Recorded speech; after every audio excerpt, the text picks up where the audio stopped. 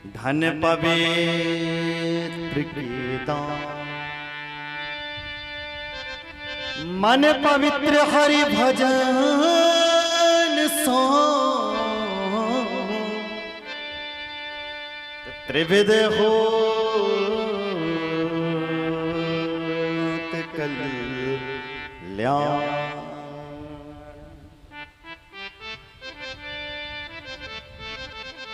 त्रिविध होत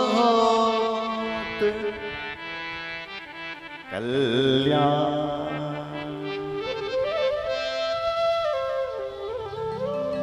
तन पवित्र सेवा की, हमारा जो शरीर पवित्र होता है भगवान की सेवा करने से होता है। या आप अपना यहाँ कथा में सेवा नहीं कर सकते हैं तो अपने माँ बाप की सेवा करो, और माँ बाप की नहीं सास ससुर की, सास ससुर की सेवा करो।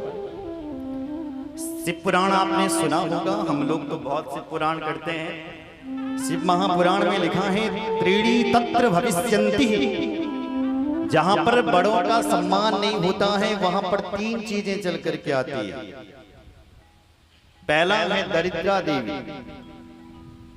दूसरी है भय देवी, और तीसरी है मृत्यु देवी। अपूज्या यत्र पूजन्ते पूजनीयो न पूज्यते, त्रीणि तत्र भविष्यन्ति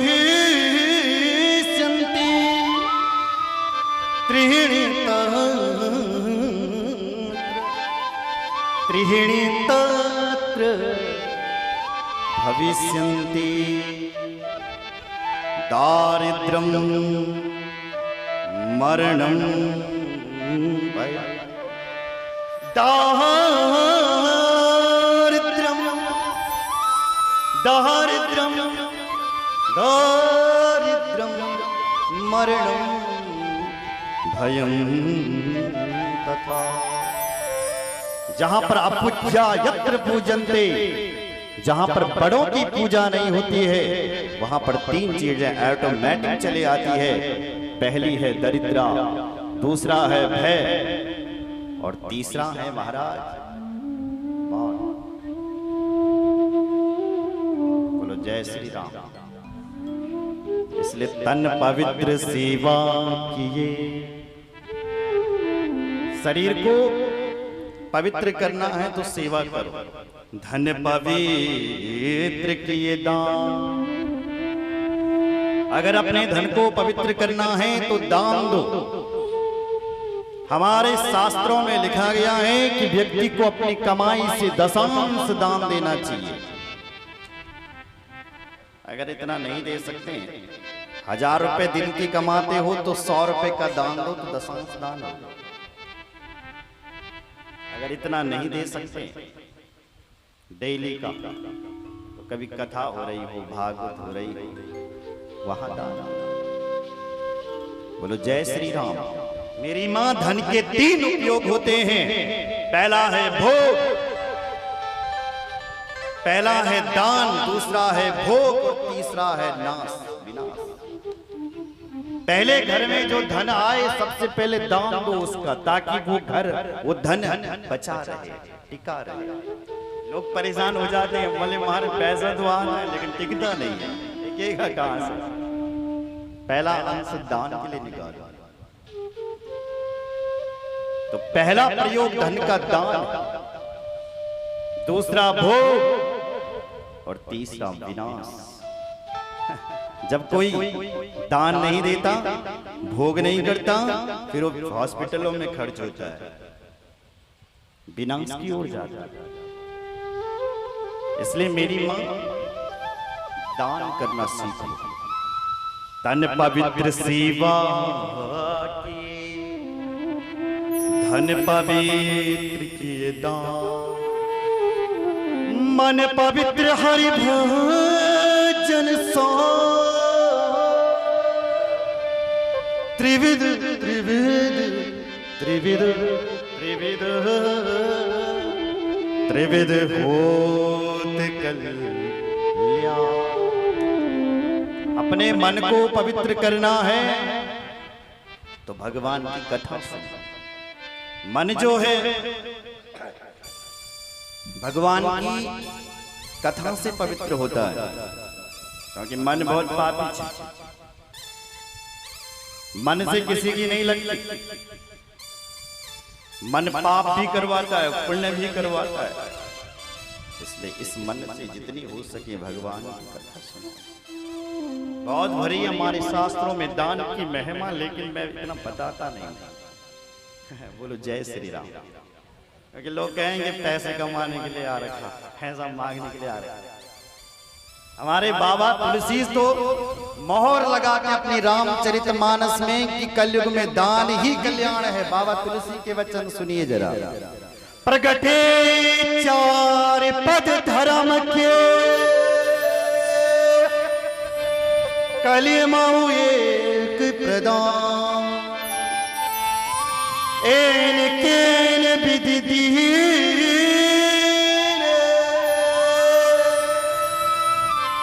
दान करई कल्याण, दान दान दान दान करई कल्याण, दान करही दान करे कल्याण।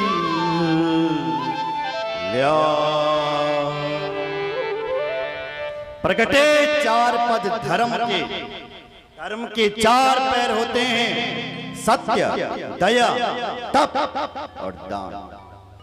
पर कलयुग में कह रहे हैं सत्य तो कोई बोलता नहीं है, क्योंकि जब तक दो झूठ न बोल दें तब तक जिंदगी सही से चलती नहीं। मिलावट तो करनी पड़ती। और हमारे श्रीमद् भागवत में लिखा है कि 6 जगहों पर झूठ भी बोलना चाहिए। अब मैं ऐसे शास्त्रों में जाता रहूंगा तो कथा छूट जाएगी हमारी। बोलो जय श्री राम। तो सत्य तो कोई बोलता नहीं, तप कौन करेगा? सुबह उठने के लिए रोता है, मैंने खुद उठी थे सुबह, जब रात खुल जाएगी तब उठूंगा। तो तप भी कहाँ रहा, दया भी कम हो गई।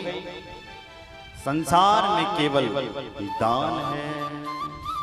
बोलो जय श्री राम। बोल भक्त वत्सल भगवान की जय। हर हर महादेव। इसलिए इस कथा के लिए आप अवश्य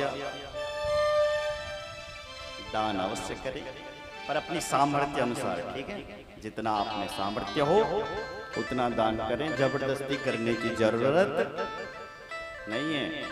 जितना आपका मन बोले, इच्छा बोले, उतना ही दान करना, जितने आप में सामर्थ्य हो। जबरदस्ती का धन। हमारे यहाँ यज्ञ की परिभाषा सुनेंगे आप, उसमें आगे में दान की चर्चा करता हूँ।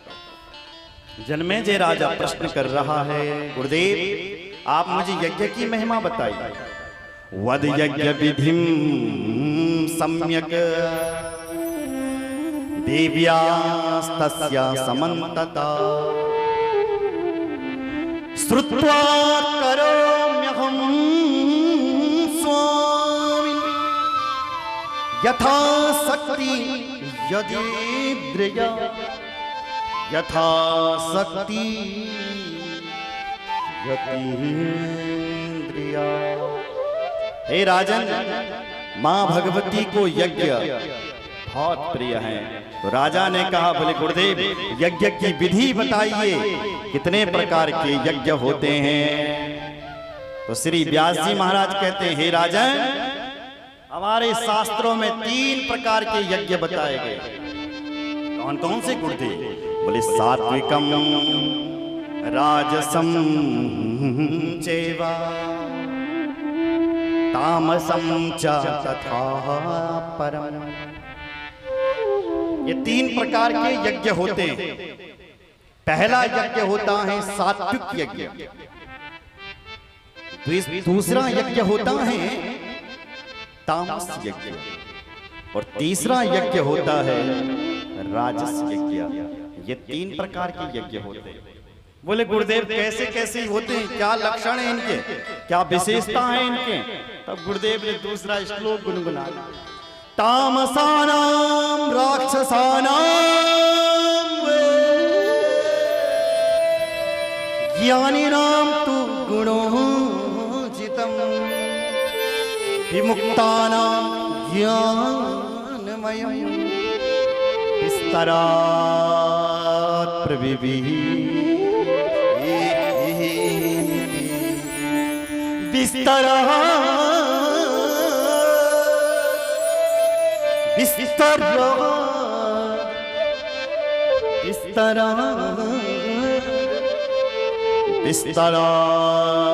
प्रविभिः।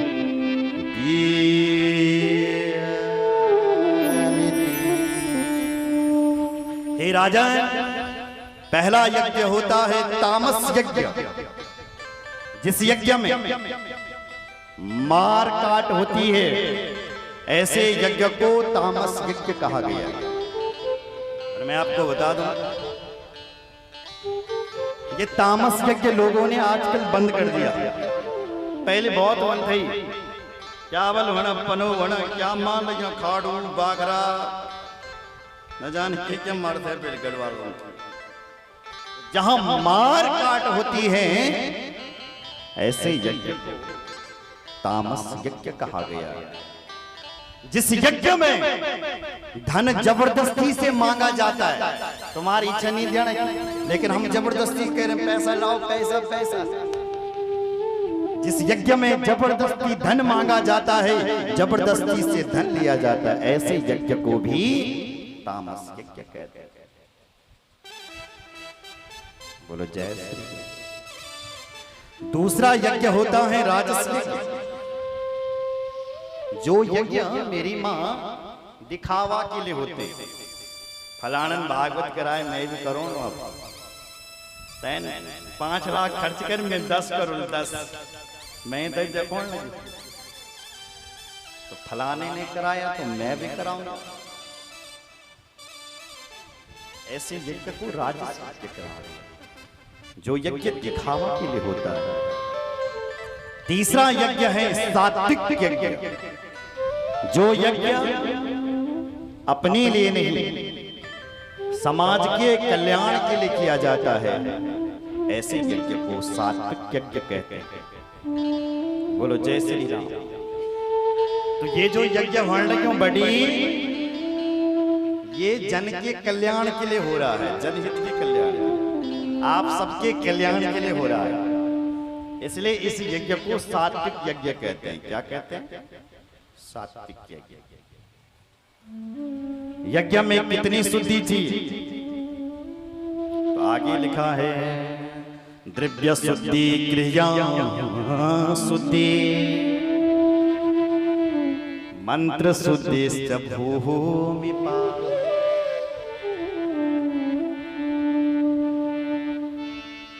भवेत् यदि तदा पूर्णं फलं भवति नान्यथा। कितनी शुद्धि चाहिए यज्ञ करवाने के लिए? बोले द्रव्य शुद्धि, धन की शुद्धि होनी चाहिए। अच्छा, धन कब शुद्ध होता है? जब दान दिया जाता है।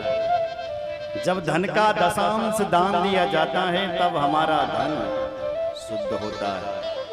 मुसलमान 20 अंश दान करते हैं। 10,000 कमाएंगे तो 2,000 दान देंगे, 20 कमाएंगे तो 4 दान देंगे, 16,000 अपने लिए बचाएंगे। लेकिन हमारे धर्म के लिए मुश्किल से लोग देते हैं।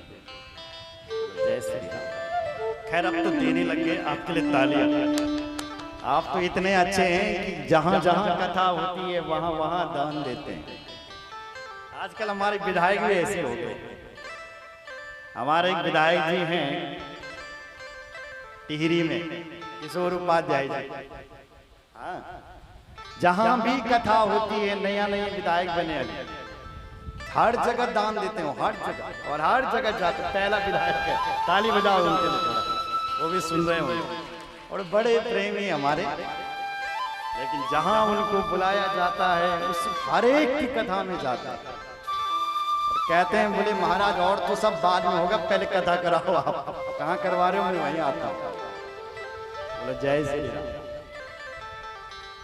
ऐसे भी महापुरुष होने चाहिए। बोले जय श्री राम।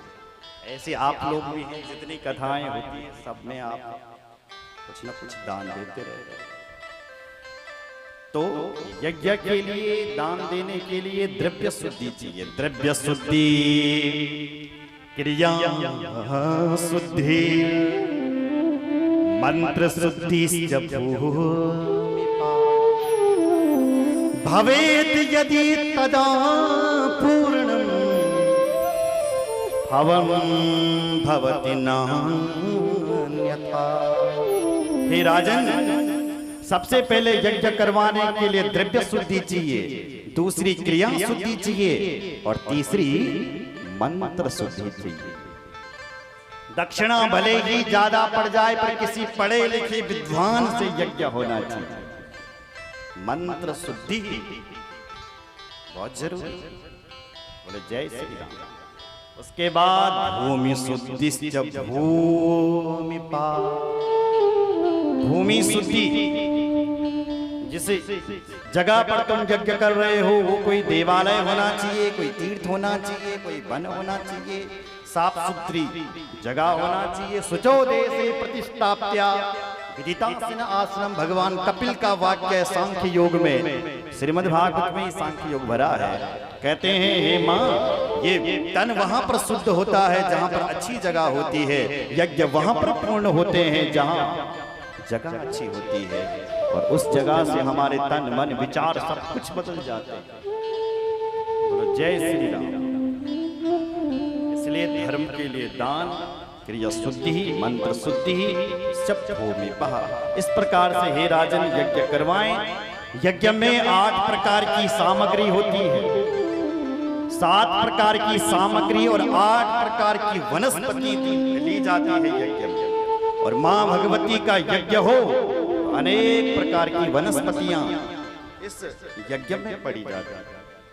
हे राजन, कभी भी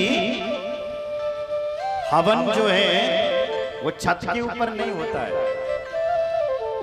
हवन को हवन कुंड में करना चाहिए, जमीन के अंदर हवन होना चाहिए। 2 चीजें छत के ऊपर नहीं होती है, आजकल लोग करने लग गए। एक तो मंदिर भी छत के ऊपर नहीं होना चाहिए, और दूसरा हवन के लिए कुंड बनाया जाता है, और कुंड में जो हवन किया जाता है वो सफल होता है। और शिव महापुराण में लिखा है, जब भी तुम शिव जी का मंदिर या किसी का भी मंदिर बनाओ तो भूमि को खोद करके, भूमि पूजन करके, वास्तु पूजन करके, उसमें अनेक प्रकार के रत्नों को डाल करके तब आप उसके ऊपर मंदिर बनाना चाहिए। तब वह मंदिर हमें सिद्धि देता है। बोलो जय श्री राम। इसलिए हवन कुंड जमीन में, त्रिकुंड, जैसे गणित में त्रिकोण होता है, ऐसे ही हवन कुंड होना चाहिए। पसीने से प्रकट हो रखा है। तिल कितने प्रकार के होते हैं? 2 प्रकार के, एक काले और एक सफेद। काले तिल हमेशा देवताओं को चढ़ते हैं, और जो सफेद तिल हैं वो पितरों को चढ़ते हैं। इसलिए काले तिलों से हवन किया जाता है, और जो सफेद तिल होते हैं उनको पितरों के लिए तिलांजलि दी जाती है, श्रद्धांजलि दी जाती है। इसलिए जब भी आप यज्ञ करें तो काले तिलों से हवन करना चाहिए। बोलो जय श्री राम। तिल से आधे चावल, चावल से भी आधे जौ की बहुत कम मात्रा होनी चाहिए। हे राजन, जो लोग अपनी आयु बढ़ाना चाहते हैं उनको मां भगवती का चंदन से हवन करना चाहिए, चंदन के बुरादे से हवन करना चाहिए। जो लोग स्वस्थ रहना चाहते हैं उनको हवन कुंड में घी डालना चाहिए। मेरी माँ, मैं आपको बता दूं, घी खाने में कम फायदा करता है और जलाने में ज्यादा। घी को जब हम जलाते हैं अग्नि में, भगवान को जब घी की आहुति दी जाती है तो हमारे अंदर की जो अग्नि है ना, जिसको हम कहते हैं जठर अग्नि, वो प्रबल होती है जब हम अग्नि को घी देते हैं। जय श्री राम। यज्ञ का धुआं है राजन, जहां जहां तक जाता है वहां वहां का वातावरण शुद्ध हो जाता है, पवित्र हो जाता है, क्योंकि यज्ञ साक्षात परमात्मा है। जो लोग हमेशा यज्ञ करते हैं, दुश्मन भी उनके चरणों में आकर के प्रणाम करते हैं। इसलिए अपने घरों में दिवाली बनाइए। दिवाली तो आने वाली, तो दीपावली के दिन ही दिवाली नहीं, प्रत्येक दिन दिवाली मन लीजिए। बोलो जय श्री राम। जिनके घर में कलेश होता है 6 महीने में हवन करवा, ऐसा नहीं शांत हो रहा तो 1 महीने में प्रत्येक दिन करवाएं। एक वनस्पति मिलती, उस वनस्पति का हवन करवाएं। जो लोग अपनी वाणी को शुद्ध करना चाहते हैं, यहाँ धन की कमी है, वो लक्ष्मी को चाहते हैं, उनको चाहिए कि कमल गट्टा से हवन करें। बोलो जय श्री राम। पंचमेवा से हवन करें। इस प्रकार से हे राजन, यज्ञ करना चाहिए। ब्राह्मणों को जितनी हो सके दक्षिणा देनी चाहिए। बोलो भक्तवत्सल भगवान। बोले प्रभु ये यज्ञ किसने किया था? तो श्री सूत जी महाराज कहते हैं, ऋषियों, ये यज्ञ भगवान नारायण ने किया था, माँ भगवती का यज्ञ। और जब ये यज्ञ हो रहा था तो माँ भगवती अंबर आकाश में प्रकट हो रही थी और बोल रही थी, हे नारायण वरदान मांगो, वरदान मांगो, क्या चाहिए तुम्हें, क्या चाहिए, क्या चाहिए। तब भगवान नारायण कह रहे थे, हे माँ आप प्रसन्न हो जाओ और मुझे कुछ नहीं चाहिए, आप प्रसन्न हो जाओ। तब वो माँ भगवती अंबर आकाश से कह रही थी, हे नारायण बहुत सारे अवतार होंगे, जितनी योनि है उतने तुम्हारे अवतार होंगे। बोलो जय श्री राम। इसलिए हमारे यहाँ 84 लाख योनि है। 20 लाख योनि तो वृक्षों की है। जितने भी ये पेड़ पौधे आपको दिखाई देते हैं और सुने जाते हैं, उन वृक्षों में भी भगवान नारायण का जो रूप है, स्वरूप है, जिस योनि में गए वो पीपल का पेड़। बोलो जय श्री राम। यहाँ तक कि कीड़े मकोड़े 11 लाख योनि कृमि की है। सूखे में जो कीड़े मकोड़े घूमते हैं 10 लाख योनि, जल में जो कीड़े मकोड़े घूमते हैं उनकी योनि। हर जगह भगवान ने अपना रूप लिया है। क्यों? क्योंकि उस देवी ने कहा कि तुम्हारे बहुत अवतार होंगे। अवतारे सर्वेषु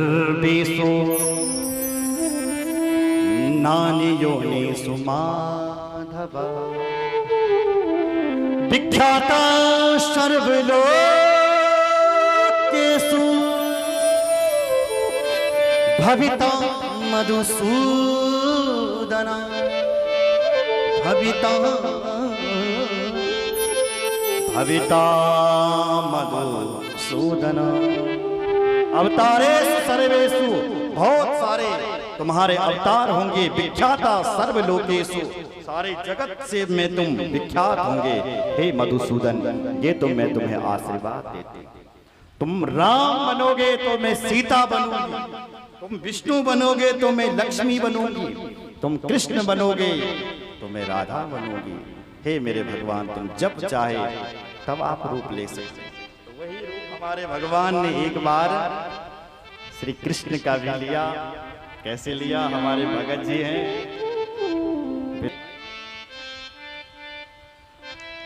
5वीं बजने वाली है, डोली नृत्य भी शुरू होने वाला है।